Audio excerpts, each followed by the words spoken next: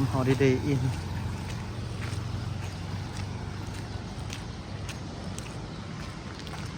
แค่นี้เราพัฒนาได้ดีได้อีกไม่นึงเขาก็จะไปเจอบอนเขาเจ้าเฮ็ดโครงการใหม่เนาะเจ้าโครงการห้างสรรพสินค้าโรงแรมอพาร์ตเมนต์ระหว่างนครหลวงเวียงจันทร์กับทางนักลงทุนจากทางซอฟต์จีนเขาเจ้าลงทุนร่วมกันบนรถถา BRT ก็จะประมาณนี้ครับ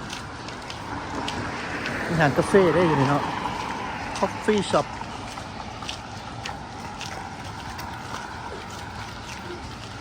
เนี่ยดอกเซาเค็มเขาอยู่จากท่านผู้ชมที่เราเห็นอยู่ตอนนี้นั่นเป็นโครงการก่อสร้างอพาร์ตเมนต์โรงแรมเนาะเป็นทางอพาร์ตเมนต์เป็นทางโรงแรมขนาดใหญ่เลยล่ะเจ้าพอดีแอดมินจะอัปเดตท่านผู้ชมไปเบิ่งเลยเด้อเป็นโครงการขนาดใหญ่ที่เป็นการร่วมมือกันอยู่ตอนหนาทั้งขางของทางสวนเจ้าฝั่งงุมพญาฝั่งงุมแรงหลาเท่านี้เนาะ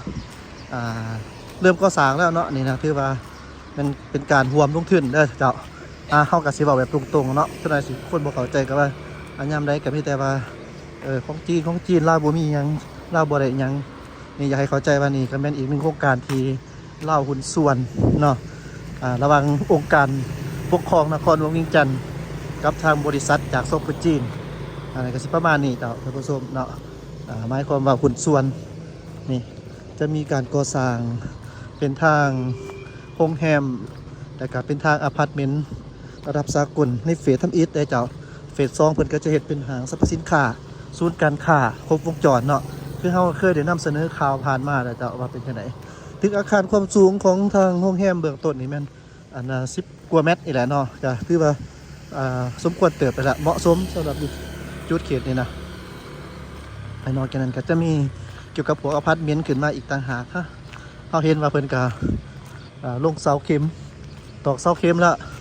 เพิ่นจะแบ่งออกเป็นอยู่2เฟสทำอิฐนี่ตามข้อมูลแม่นนับตั้งแต่ตอนนี้แหละสร้างไปจนฮอดปี2028เนาะส่วนเฟสที่2ฮอดปี2030ประมาณนี้เจ้า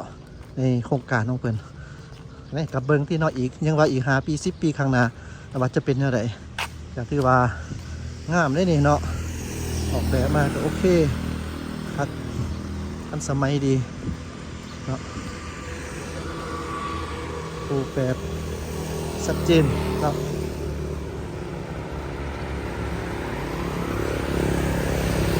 ชัดเจนดี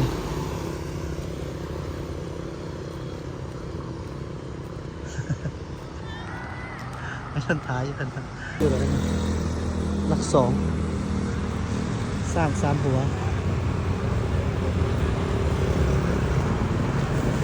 เดี๋ยวเลยนะเดี๋ยวกลับแล้ว10 กิโลเมตร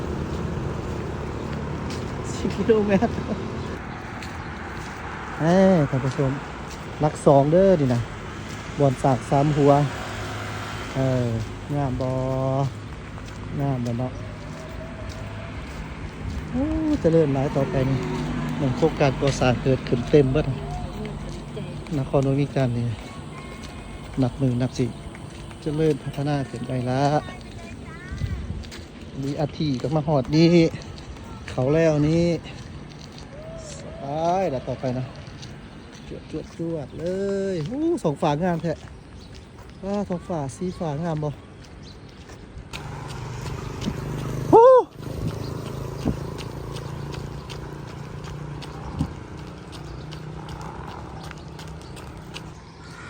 ท่านผู้ชมตอนที่เรากะมาเขาแล้ว BRT แล่นเขามาแล้ว BRT คือเก่าจุดขอบเขตนี่มันจุดเทิร์น10 กิโลเมตรเนาะเทิร์นกลับมาคืนนี้แล้วก็จะออกไปทางเข้มของเส้นทางเข้มของมาเบิ่งไปนำกันได้ไล่บอลจากท่านผู้ชมเขาก็จะเห็นได้หลายทีเนาะประมาณนี้เห็นมาทุกเส้นทุกสายเพิ่นย่องงามทุ่งศาสตร์ทุ่งผัก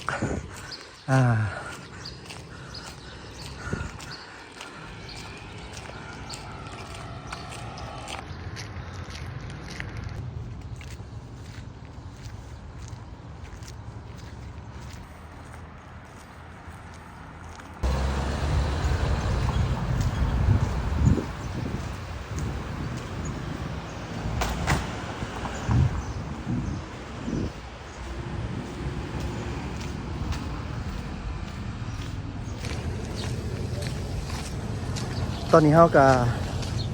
แลนยางมาหอดแคมป์ของผู้ที่แจ้งเลยจ้ะท่านผู้ชมผู้ที่แจ้งเลย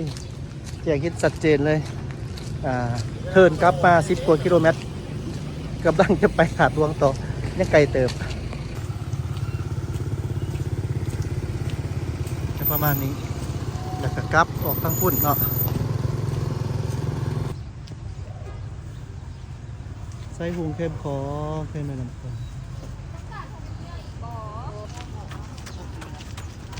ใส่หุงงามเลยครับ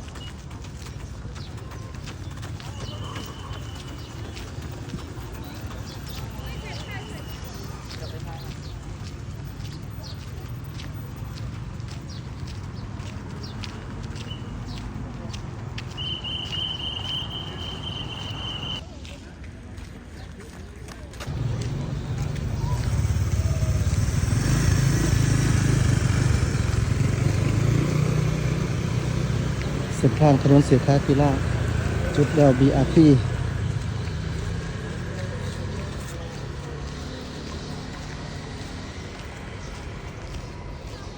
นี่เป็นวัดอกตื้อวัดอกตื้อ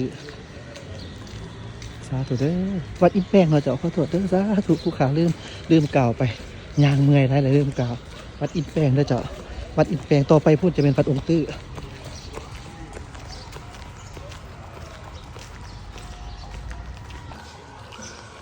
ตอนนี้ท่านผู้ชมเราจะอยู่ที่ถนนเศรษฐาธิราชนครเวียงจันทร์แถววัดอกตื้อเนาะวัดอกตื้อแล้วเด้อเนี่ยเนาะ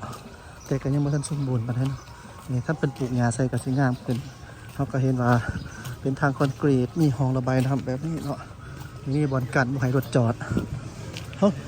เขาอยู่ตอนนี้มันจุดแล้วของ BRT เด้อวัดอกตื้อ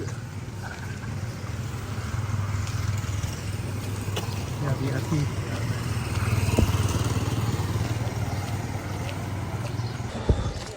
ตอนนี้เข้ากับมหาเศรษฐาธิราชถนนเศรษฐาคนแลนหลายเจ้า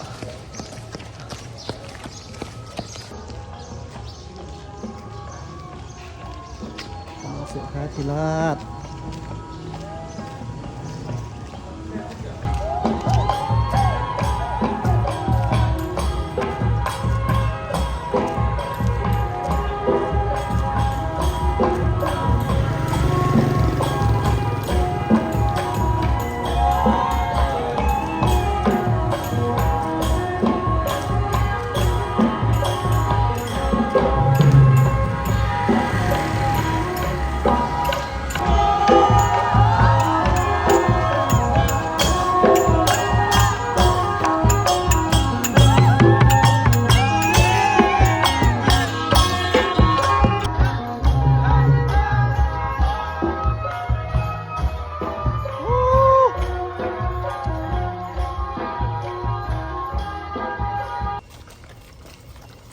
ในที่สุดกับมหอดบอลต่อหน้าหอคำจุดเถินมาแจ้งโคโรเลยกลับมาหอดประตูใส่ยังมาหอดถนนด่านสร้างจิกเขาไปประตูใส่คืนหอดเส้นไส้แล้วเขาเส้นไส้แล้วตอนนี้เข้ากับหอดเส้นไส้ไปตีเห็นหอยแล้วจำได้ก็ส้มเข้ากับอะไรเรียนเรียนรางวัล10 กิโลเมตรเนาะตอนที่ได้มาแลนสปีดตอนสุดท้ายนี่ประมาณเวลา10 เบิร์ด10 กิโลเมตรนี่5 กิโลเมตร10 กิโลเมตร21 กิโลเมตร41 กิโลเมตรคนน้อยหลายนี่เขาเมื่อเนี่ยแล้วเนาะอยากเอาของกินปะก็จบครับเนี่ยแล้ว